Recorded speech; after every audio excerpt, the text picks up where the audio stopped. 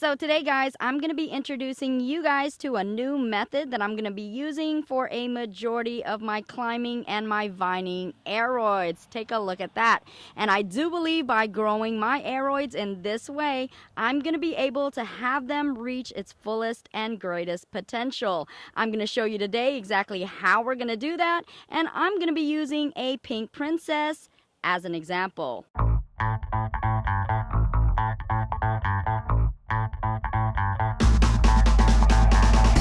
Okay guys, so today is this pink princess's lucky day. If you remember correctly, we did do a video all about rare aroid propagations. Well, these are the cuttings that were extremely huge and extremely overgrown.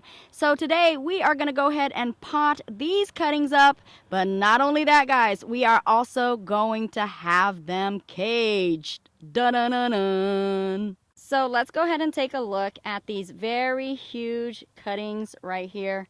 Take a look at that. Look at those roots. And look at those very huge leaves. It's hard to believe that this is a pink princess. I didn't even know that the leaves actually get this huge. And take a look, guys. This is actually the second cutting right here. And all of these are top cuttings, and as you can see with this one right here, 2 leaves are indeed beginning to unfurl. How awesome is that? And this one right here is the smallest of the bunch, but as you can see, it does have the most variegation. These ones right here actually did have variegations, but those leaves fell off. So I'm hoping that more variegated leaves will come on these. Now, what is awesome with this top cutting right here is the fact if we do take a closer look, you will see that there is a swollen point right there. That is a swollen node.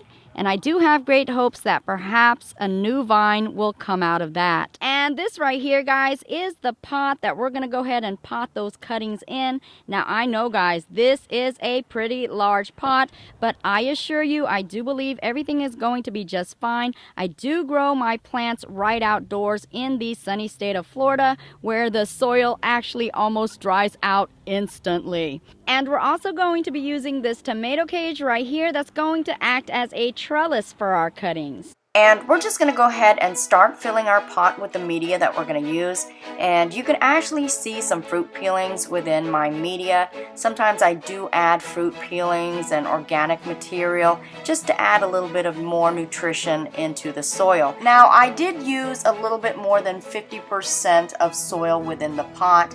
And then afterwards, I'm just packing the soil down, as you can see right here, just making sure that the soil is firm. Next, we'll take the tomato cage and we'll go ahead and situate it in place the way we want it to go into the pot. We'll go ahead and push it down, all the way down, and then we're just going to go ahead and pack down that soil to stabilize the trellis. We're also going to be using these 5-foot long bamboo sticks right here and also these twisty ties to go ahead and secure them onto that tomato cage. And again, just adding more stability and security for the tomato cage. And it's just simply about placing the bamboo sticks in place where we want them, pushing them down all the way, and then of course using those twisty ties to secure them in place. And I'll actually use several twisty ties so that the actual bamboo sticks or the stakes will be put in place and very secured onto that tomato cage. And then afterwards, we're going to take each and every individual cutting. We're going to go ahead and situate it in place. You may have to maneuver it and kind of move it around until you find the exact location or the appropriate place to go ahead and twisty tie it. Now, keep in mind that you want the cutting to sit above the media. So you're not actually inserting the cutting into the media, because keep in mind, we're still going to backfill the actual pot. And once we do have each cutting in place the way that we want them, we're just going to go ahead and start backfilling. We're going to fill this pot up about an inch from the top of the pot. And then after we filled up the entire pot, we're going to go ahead and pack down the media. Again, we want to make sure everything is secure and in place, and that's going to really help situate everything. And after the potting is complete and done, we're going to go ahead and go to the final step of watering the plant. Now, of course, what we're going to want to do is completely saturate the pot. We want to make sure that all of that water is flowing and running through the entire pot. So you may have to water it a couple of times just to ensure that it is thoroughly watered down. The potting project is done and complete with this pink princess, and as you can see, all 3 cuttings have been staked up. They've also been caged up within this tomato cage right here. 4 feet of tomato cage, but not only that, guys, this has room to wind around, do loop-de-loops and all sorts of tricks, whatever and however it wants to grow. It definitely can do that on this tomato cage right here. So I think this is more than ample space for these pink princesses to grow, and I am definitely excited to see exactly how well this works out. You guys stay tuned for more, as I will be keeping you posted and also updated on our pink princess caged trellis project.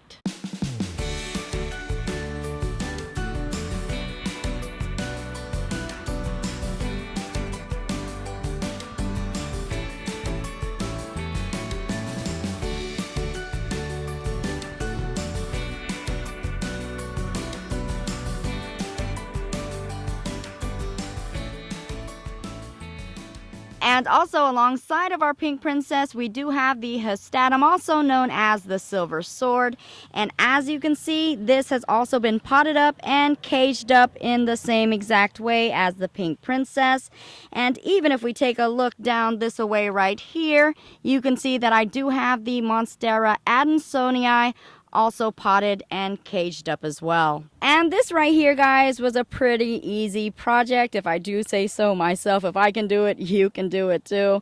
I think the hardest part of this project was actually situating the plant in place within the pot, and of course attaching it to the trellis or the tomato cage in the way that you want it displayed. So that was the hardest part, but other than that, everything else was easy as pie and such a cinch to do. And because I do grow my plants outdoors and in the state of Florida, I do believe this is an excellent way to grow and also display my aroids. Unfortunately, I only have one particular tree in my garden, so I do believe that this will prove to be the next best thing. And guys, know that these can actually be utilized indoors as well, just as long as you're able to provide your plants with the humidity required. And also guys, just as a side note, if you did need extra space for your plants to climb, definitely understand that you can add as many stakes or bamboo sticks as you need to accommodate your plants. So definitely that's one thing to keep in mind.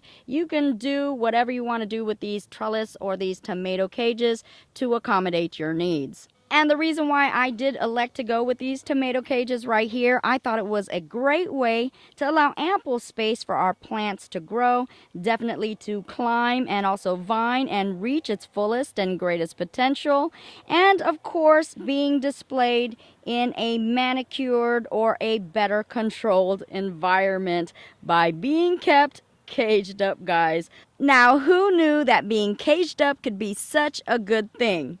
For our aroids anyways. This right here is actually the new way that I'm going to be growing a lot of my aroids, especially the vining and the climbing one. I mean, if you do allow your plants to latch on and vine onto something, they really can become established, and they actually will hit a growth spurt, because that's the way that they would naturally grow in nature, by latching onto something and climbing. So I'm giving it the opportunity to do its thing and again reach its fullest and greatest potential. So I'm gonna have a lot of plants that are gonna be growing in this way, and I'll be giving you guys update and letting you guys know exactly how it grows. And there you have it, folks. Thank you guys so much for tuning in to yet another episode of my orchid and also my plant adventures.